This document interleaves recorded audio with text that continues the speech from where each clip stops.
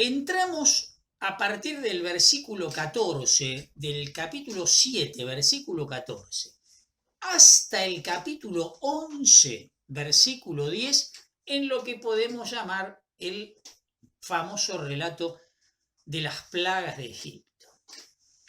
Por eso, antes de empezar a leer el texto, vamos a hacer una introducción a esto que es un temón del libro del Éxodo.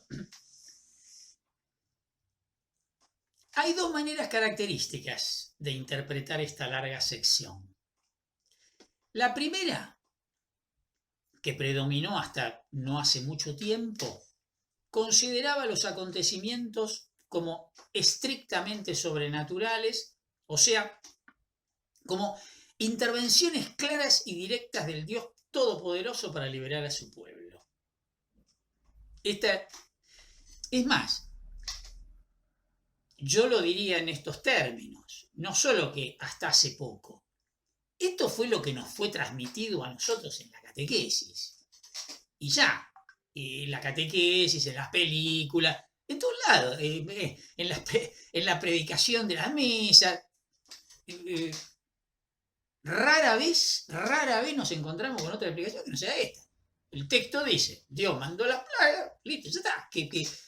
¿Qué vas a andar investigando? Si el texto lo dice tan claramente que no invita a indagar nada. Ahora bien, dije dos, ¿no? Ahora viene la segunda. Hace bastante tiempo ya, y que cuenta con la aprobación de la mayoría de los exégetas católicos, lo que afirma es que las plagas se fundan en una serie de fenómenos naturales que se repetían anualmente, al menos con cierta frecuencia, en Egipto, entre los meses de julio, que era cuando el Nilo se desbordaba, hasta el siguiente abril, un periodo bastante extenso de tiempo. El relato bíblico, como acabo de decir, en sí mismo interpreta todos los hechos como realizados por Dios. Esto clarísimamente. ¿Qué quiere decir el autor sagrado con el carácter maravilloso de estos acontecimientos? Yo no sé si las recuerdan todas, pero ahora cuando las leamos se van a dar cuenta. No solo se trata de plagas, se trata de plagas espectaculares y algunas tremendas. Hasta hace un tiempo, para nosotros, debido al conocimiento que teníamos de las ciencias naturales, la naturaleza la considerábamos o la concebíamos como un sistema compacto gobernado por unas leyes precisas. Más o menos esa era la concepción que teníamos. Y no estoy hablando de concepción popular, incluso de concepción científica estoy hablando. O sea, entonces, cuando se daba una interferencia de esas leyes perfectamente reconocidas, entonces hablábamos de un milagro. Se deben sentir representados en esta explicación porque de ese modo explicábamos los milagros en la Biblia. ¿Cuándo ocurre un milagro? Y cuando se rompen las leyes de la naturaleza. La ley de la naturaleza diría que este tipo no se podría haber curado porque no existe la cura. De repente apareció curado, milagro, listo, ya está. Y así todo. Hasta se leían los milagros del Antiguo Testamento. ¿No? El sol no se detuvo por un día, o se quedó quieto, mejor dicho, por un día. Milagro. ¿Y por qué? Porque el sol está dando vueltas constantemente, y si dice que se estuvo parado un día, ¿se entiende? Bueno, hoy en día ni siquiera esto. ¿Por qué razón? Es por una razón obvia. ¿Cómo conocemos todas las leyes de la naturaleza? ¿Desde cuándo el ser humano puede afirmar que conoce las leyes de la naturaleza? Si cada vez estamos descubriendo algo nuevo en la misma naturaleza, que parece no tener fin. Lindo lo digo, ¿eh? Digamos, la naturaleza misma pertenece al ámbito del misterio para el ser humano, ¿no? Digamos, para los que estén un poquito más cerca de la ciencia, lo deben saber, ¿no? Ni la física, que era la ciencia por excelencia, hoy en día ya no habla más con con la autoridad definitiva. Todo es provisional, todo es provisional. Cuando se habla de ley, tanto en la naturaleza como en la física, hoy en día se habla de ley en tanto en cuanto el paradigma del ser humano de cómo aborda la física o cómo aborda la naturaleza. Pero pertenece a la subjetividad del ser humano esa ley. Esa ley no describe la naturaleza, es el modo como el ser humano describe la naturaleza. Dos cosas completamente distintas. Bueno, ven la complejidad del asunto, ¿no? Se dan cuenta. Bueno, lo tenemos que tomar esto. A ver, entonces, digamos algo del tema de la interpretación de los milagros, en general, en la Biblia. Bueno, ahora nos vamos a enfrentar con una serie de 10. Bueno, entonces, hay un autor que tiene una imagen que me parece fantástica. Hay como dos maneras de considerar las cosas. Tomemos el ejemplo de una flor. Una flor para un botánico le produce el interrogante de ¿qué es esto? Ahora, la misma flor para una joven enamorada no le produce el interrogante ¿qué es esto? Sino ¿qué significa esto? Son dos cosas completamente distintas, ¿eh? Una mirada se centra en el objeto, en la cosa, en la situación. La otra mirada se fija en el significado de eso. Bueno, cuando nosotros estamos ante un milagro, tenemos la mirada de la joven enamorada. Sin ningún lugar a duda, no tenemos la mirada del botánico. Para nada. Lo esencial del milagro es que constituya un signo. Su cara visible incluso puede cambiar con el tiempo. No importa. Es probable, sí, absolutamente, que un milagro de hace muchísimo tiempo, concebido como milagro de Lourdes o de algún santo, etcétera, etcétera, etcétera, en la actualidad ya no lo sea.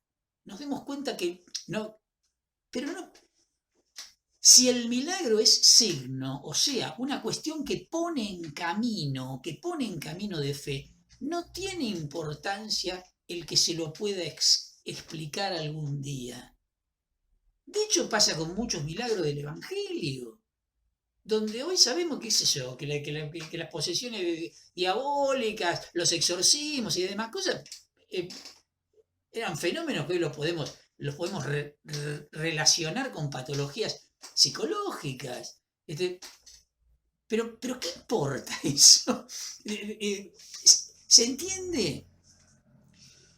No vale de nada, no vale de nada. Por otros motivos ya hablamos de esto, ¿no? Defender la fe, que a veces nos ponemos con la espada para defender a Dios, defender a la iglesia, defender la fe. No hay nada que defender.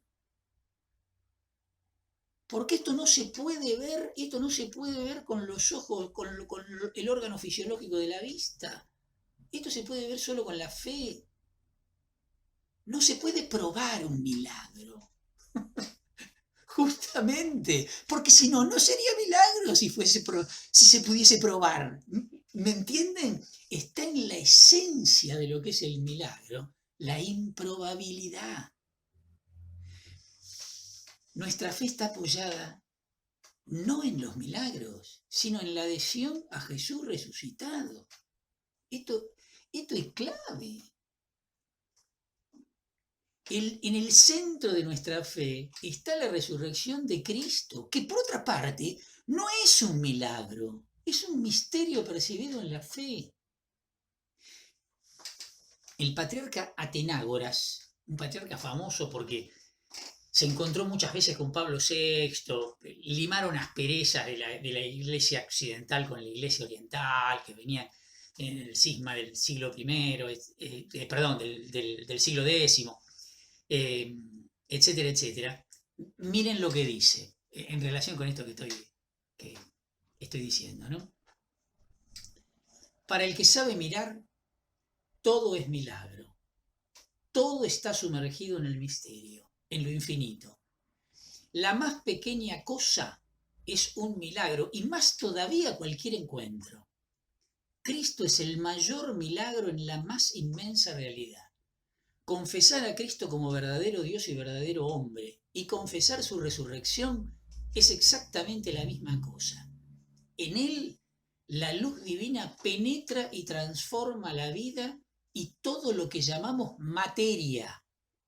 En Él la creación aparece en su verdad, transparente a la gloria de Dios. La resurrección no es la reanimación de un cuerpo, sino el comienzo de la transfiguración de la tierra. ¡Maravilloso! Ustedes me dirán, sí, pero es casi poético esto. Y sí, no se puede hablar de otra manera del misterio. También lo hemos charlado muchas veces. Por eso Jesús habló en parábolas. Porque no se puede decir qué es el reino. No se lo puede describir a Dios. No se puede explicar un milagro. ¿Se entiende? ¿Se entiende? Y el milagro no necesariamente interrumpe ninguna ley.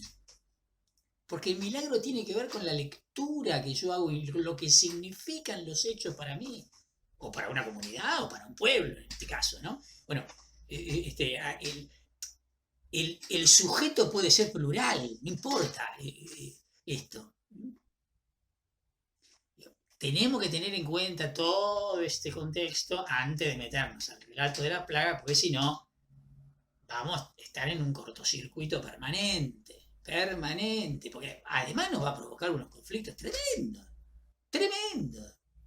Acuérdense, Dei Verbum 12, cuando habla de los criterios habla de los criterios de interpretación bíblico, cuando habla de la analogía de la fe, yo no puedo interpretar, cuando interpreto el texto bíblico, digo, algo que contradiga la fe de la comunidad, mi fe.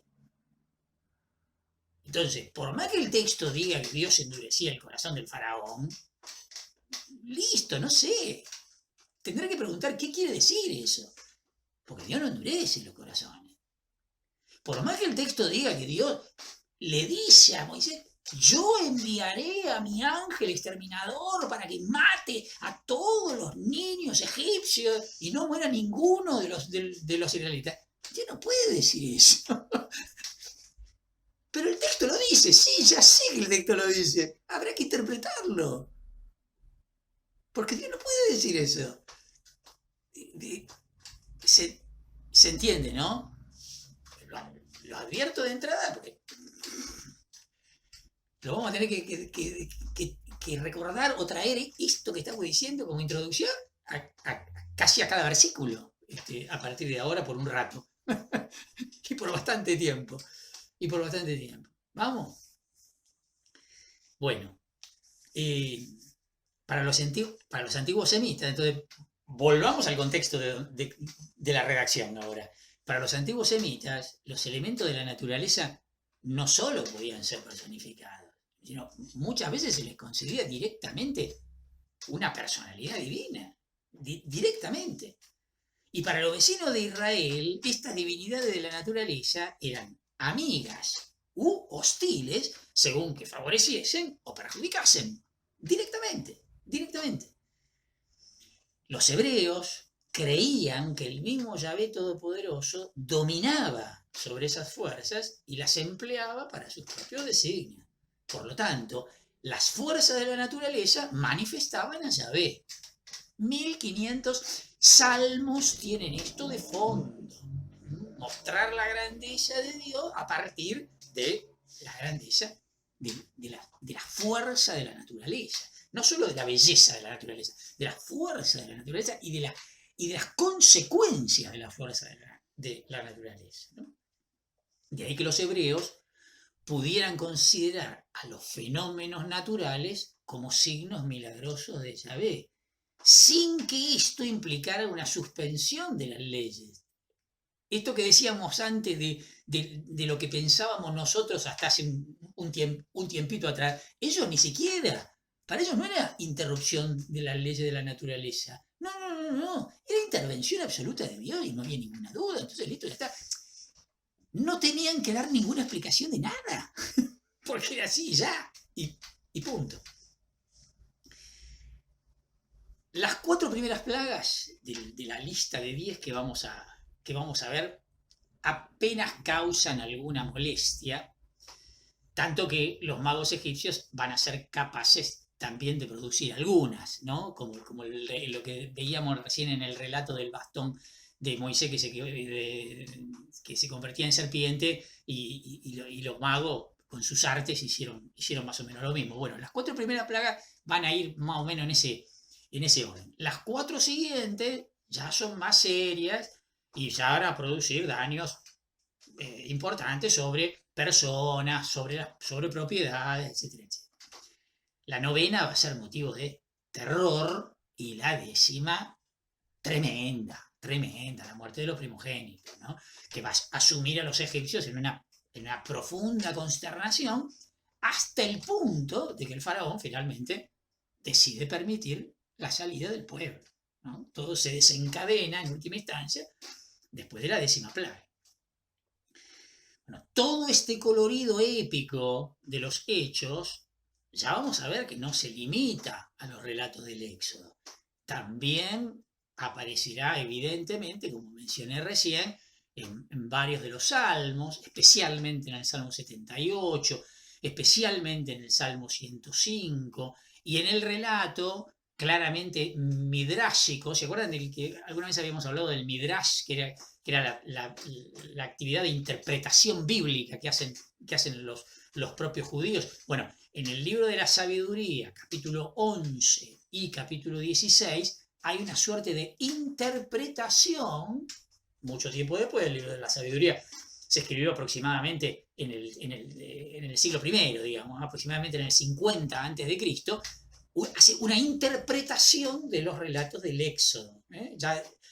Ya tenemos como una exégesis intrabíblica, ya adentro de la Biblia. ¿Sí? Ya adentro de la Biblia. Redaccionalmente hablando, las 9 primeras plagas se distinguen de la 10ª, tanto por su esquema como por su vocabulario. Y acá aparece otra cosa interesantísima que nosotros ya la fuimos anticipando en los capítulos anteriores, pero así con alguna pincelada, nada más. El relato de las 9 primeras acaba con el rechazo definitivo del faraón, a quien Moisés ya no va a volver a ver más. Capítulo 10, versículo 29. Ahí termina el relato de la novena plaga. Y por lo tanto, entonces, no van a tener más remedio que huir. Esta historia, final de la 9ª plaga, o sea, repito, capítulo 10, versículo 29, continúa con la persecución de los fugitivos, digamos, y el milagro del mar, en el capítulo 14. O sea, saltamos del capítulo 10 al capítulo 14.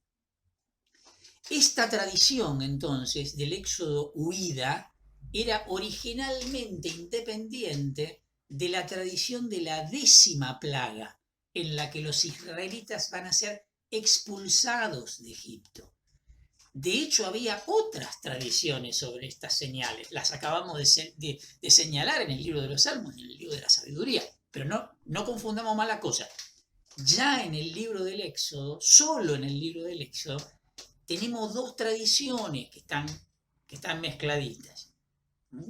La del Éxodo como si fuera una huida y la del Éxodo como si fuera una expulsión. Bueno, lo que quiero decir es que las primeras 9 plagas pertenecerían a la tradición del Éxodo huida, mientras que la 10ª corresponde a la del éxodo, expulsión. El relato de 7:14, entonces a 10:29, las 9 primeras plagas, es muy complejo. Una buena parte del texto pertenece a redacciones tardías, porque la parte que se puede atribuir al yavista y a la sacerdotal es bastante reducida y además ni siquiera es seguro que haya intervención de la tradición eloísta. Algunas características. Es propio de la sacerdotal la señal del cayado que se convierte en serpiente. Y las plagas, tercera, la de los mosquitos, la sexta, la de las úlceras. Esto como grandes características. Después vamos a decir algo más a medida que las vayamos transitando. El chavista interviene probablemente con mucha claridad en 4 plagas. La primera, el agua convertida en sangre; la segunda, las ranas; la cuarta, los tábanos; y la quinta, la muerte del ganado. Pero buena parte del relato actual ha sido añadido, como se han añadido también las plagas en donde no intervinieron ni la tradición chavista ni la tradición sacerdotal. O sea que, redaccionalmente hablando, es un texto muy complejo el de las plagas. Por último, el relato utiliza fenómenos naturales que son conocidos en Egipto y desconocidos en Palestina, como por ejemplo el Nilo Rojo o las ranas, o que son conocidos tanto en Egipto como en Palestina, como el caso de las langostas, o la que falta, conocidos en Palestina, pero excepcionales en Egipto, como por ejemplo el granizo.